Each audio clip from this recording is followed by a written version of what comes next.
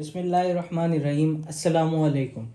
आज जो हमारा टॉपिक है वो है प्रोटीन सिंथेसिस इनहिबिटर्स। अब हमने उन एंटीबायोटिक्स की बात करनी है जिनका हमारे पास मैकेनिज़्म ऑफ एक्शन जो होता है वो बैक्टीरिया की जो प्रोटीन सिंथेसिस हो रही होती है ना उसको इनहिबिट करना होता है। ये एक मॉडल बना रखा है जिसको आपको समझाने के लिए बना रखा है। ये दो राइबोसोमल सब यूनिट हैं जो हमारे पास बैक्टीरिया के अंदर होता है 70s राइबोसोम, और उसके दो सब यूनिट होते हैं। एक लार्जर सब यूनिट जो होता है वो होता है 50s का, और जो स्मॉलर सब यूनिट होता है वो होता है 30s का।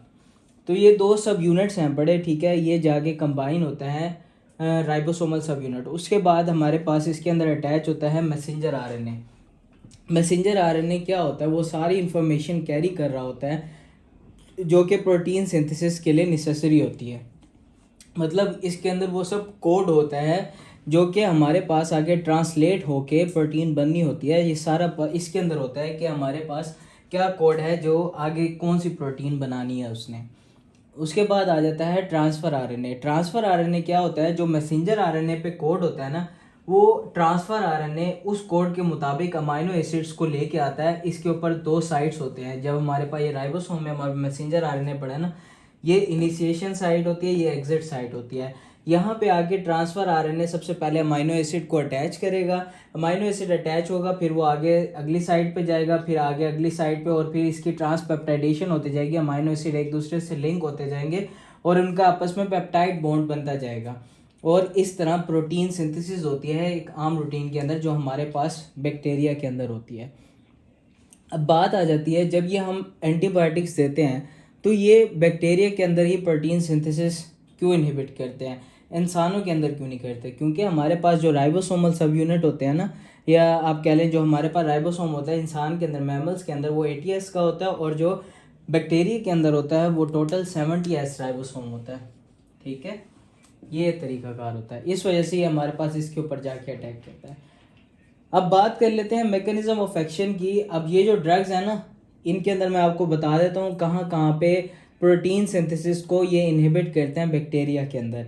सबसे पहले बात कर लेते हैं इन चार ड्रग्स की, जिसमें आ जाते हैं क्लोरमफेनिकोल, मैक्रोलाइड्स, क्लिंडामाइसिन और टेलिथ्रोमाइसिन।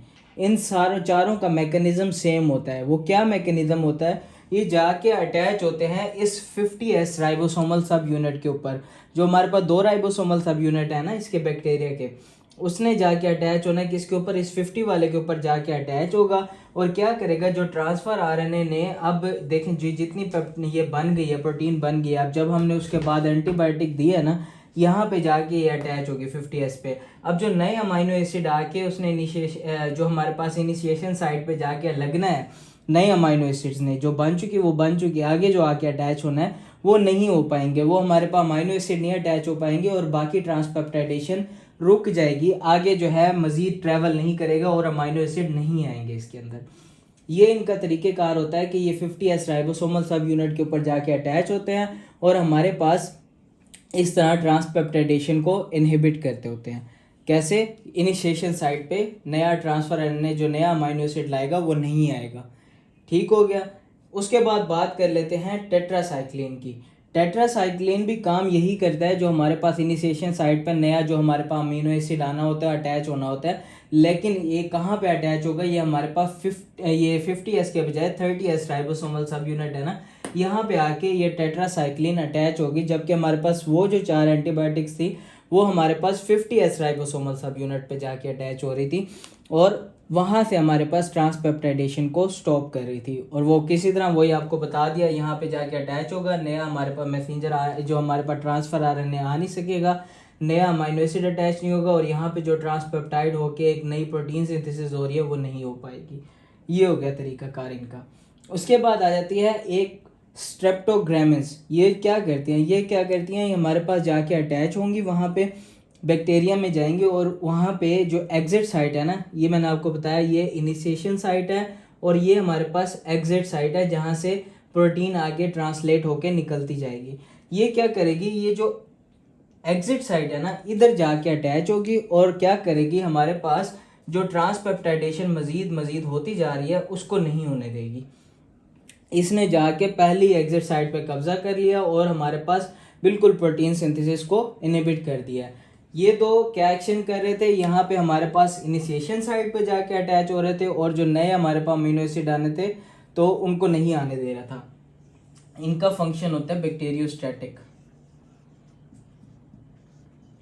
क्योंकि इसने स्टॉप कर दिया नई प्रोटीन के सिंथेसिस को।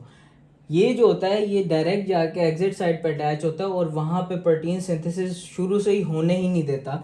तो ये क्या करता है, हमारे पास ये बैक्टीरियासिडल एक्शन परफॉर्म कर रहा है। अगला आ जाता है लिंजोलेट। लिंजोलेट जो हमारे पास कॉमनली हम यूज़ भी करते हैं स्किन इन्फेक्शंस वगैरह के लिए, जो हमारे पास एंटीबायोटिक है, ये क्या करता है, ये जाके हमारे पास जो इनिशिएशन कॉम्प्लेक्स जो बनना होता है, जब पहला अमाइनो एसिड आना होता है, जब नई प्रोटीन बन रही होती है ना, सबसे पहला अमीनो एसिड जब आके इस इनिशिएशन साइट पे अटैच होगा ना, और उसने आगे ट्रैवल करना होता है सबसे पहले अमीनो एसिड ने, उसको कहते हैं इनिशिएशन कॉम्प्लेक्स। ये इनिशिएशन कॉम्प्लेक्स ही नहीं बनने देता, ये जैसे ही अंदर जाएगा लिंजोलेट, तो ये हमेशा इसी इनिशिएशन कॉम्प्लेक्स जो पहला अमीनो एसिड ट्रांसफर आरएनए लेके आएगा और इस मैसेंजर आरएनए की इनिशिएशन साइट पे अटैच करेगा पहला, उसको कॉम्प्लेक्स बनने ही नहीं देगा इस क्या कहते हैं इनिशिएशन साइट का, और इस हमारे पास जो अमीनो एसिड है उसका कॉम्प्लेक्स नहीं बनने देगा। तो ये हमारे पास कुछ जो एंटीबायोटिक्स थे जो हमारे पास अपना रोल परफॉर्म कर रहे थे, किस तरह प्रोटीन की सिंथेसिस को इनहिबिट करके अपना रोल परफॉर्म कर रहे थे बैक्टीरिया को किल करने में, या बैक्टीरियोस्टैटिक एक्शन जिनका था वो उस तरह अपने रोल परफॉर्म कर रहे थे। इस वीडियो के लिए इतना ही। बाकी जो है हम इनके जो स्पेक्ट्रम वगैरह हैं वो नेक्स्ट वीडियो में इंशाल्लाह स्टार्ट करेंगे। और अभी तक के लिए इतना ही। कुछ ना समझ आए तो कमेंट्स में पूछ लीजिएगा। Thank you. अल्लाह हाफिज़।